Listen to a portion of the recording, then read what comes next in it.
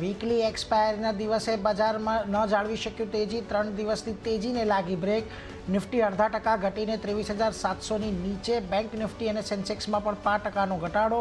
Mid કેપમાં પણ વેચવાલી, તો India Vicks 3% ઉપર.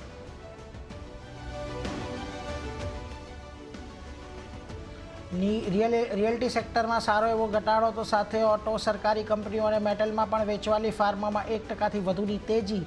આઈટી અને ઓઇલ એન્ડ ગેસમાં તેજી યથાવત. અનુમાનથી સારા રહ્યા ક્યુમિન્સના પરિણામ. નફો 13% વધ્યો. સારા પરિણામથી 0.5%ની તેજી ત્યાં જ મિશ્ર રહ્યા ગુજરાત ગેસના પરિણામ. નફો ફ્લેટ. માઠી અસરથી સ્ટોકમાં 2.5%ની વેચવાલી. સ્વિગીના ખરાબ પરિણામ બાદ સ્ટોકમાં 4%નો ઘટાડો. ખોટ 574 કરોડથી વધી 800 કરોડ થઈ. ત્યાં જ સુલાનો નફો 35% ઘટ્યો. અહીં પણ 3.5%થી ઉપરની વેચવાલી. પરિણામની દ્રષ્ટિએ આજે મોટો દિવસ. એસબીઆઈ, આઈટીસી, બ્રિટાનિયા, ભારતીય એરટેલ સહિત 6 નિફ્ટી કંપનીઓના પરિણામ આજે થશે જાહેર. 88% વધી શકે છે એસબીઆઈનો નફો. સાથે જ વાયદાની 11 કંપનીઓના પરિણામ પર પણ ફોકસ.